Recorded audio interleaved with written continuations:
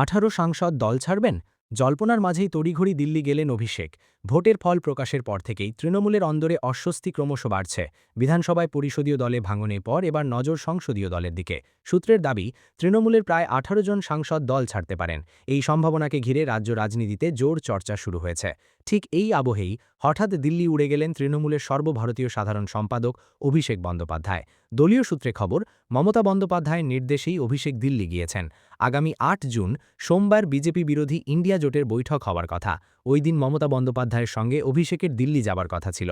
কিন্তু তার আগেই তার রাজধানী সফর ঘিরে রাজনৈতিক মহলে প্রশ্ন উঠছে, কেন এই তড়িঘড়ি দিল্লি যাত্রা? রাজ্যের বিধানসভায় ইতিমধ্যেই তৃণমূলের বড় অংশ ভেঙে নিজেদের আসল তৃণমূল বলে দাবি করেছে বলে সূত্রের খবর। বিরোধী দলনেতা হিসেবে ঋতব্রত বন্দ্যোপাধ্যায়ের নামও সামনে এসেছে। এই পরিস্থিতিতে সংসদীয় দলেও ভাঙনের আশঙ্কা ঘিরে তৃণমূলের অন্দরে উদ্বেগ বাড়ছে। সূত্রের দাবি, আগামী সপ্তাহে লোকসভায় অপারেশন লোটাস শুরু হতে পারে। কাকলি ঘোষ দস্তিদারের নেতৃত্বে নতুন তৃণমূল আত্মপ্রকাশ করতে পারে বলেও জল্পনা তৈরি হয়েছে। দলত্যাগ বিরোধী আইনের আওতায় এড়াতে হলে তৃণমূলের 2/3 সাংসদকে একসঙ্গে বেরিয়ে আসতে হবে। সেই সংখ্যা 18 থেকে 19। রাজনৈতিক মহলের একাংশের দাবি, প্রয়োজনীয় সংখ্যা প্রায় নিশ্চিত। এই পরিস্থিতিতে অভিষেক বন্দ্যোপাধ্যায়ের দিল্লি সফরকে ঘিরে জল্পনা আরও বেড়েছে। দল ভাঙন ঠেকাতে কি তাকে বিশেষ দূত হিসেবে পাঠানো হয়েছে, নাকি ইন্ডিয়া জোটের বৈঠকের আগে দিল্লিতে সাংসদদের সঙ্গে আলাদা করে যোগাযোগ রাখাই তার লক্ষ্য? এমন একাধিক প্রশ্ন ঘুরছে রাজনৈতিক মহলে। এর মধ্যেই ৮ জুন 6 জালিয়াতি বিতর্কে অভিষেক বন্দ্যোপাধ্যায়কে ভবানী ভবনে তলব করেছে সিআইডি।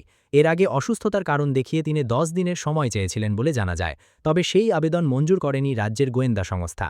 সিআইডি স্পষ্ট জানিয়েছে, সোমবারই তাকে হাজিরা দিতে হবে। ফলে প্রশ্ন উঠছে, সিআইডি হাজিরার আগেই কেন দিল্লি গেলেন অভিষেক? তদন্তের চাপ এড়াতেই কি এই সফর, নাকি সংসদীয় দলের সম্ভাব্য ভাঙন ঠেকাতে আগেভাগেই সক্রিয় হল তৃণমূল নেতৃত্ব? আপাতত এই প্রশ্নগুলিকেই ঘিরে সরগরম রাজ্য রাজনীতি। এই মুহূর্তের পাওয়া আজকের সবথেকে বড় খবর। এবার তোলপাড় বাংলার রাজনৈতিক মহল।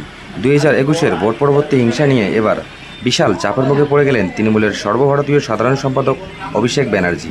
তো বন্ধুরা, বিস্তারিত জানতে হলে ভিডিওটি অবশ্যই শুরু থেকে শেষ অবধি দেখবেন, এবং আমাদের ইউটিউব চ্যানেলে নতুন হয়ে থাকলে অবশ্যই চ্যানেলটি সাবস্ক্রাইব করে পাশে আসা বেল আইকনটি প্রেস করবেন লেটেস্ট ও ট্রেন্ডিং খবরগুলি সবার আগে দেখার জন্য। 2021-এর ভোট পরবর্তী হিংসা নিয়ে এবার তোলপাড় বাংলা থেকে জাতীয় স্তরের রাজনৈতিক মহল।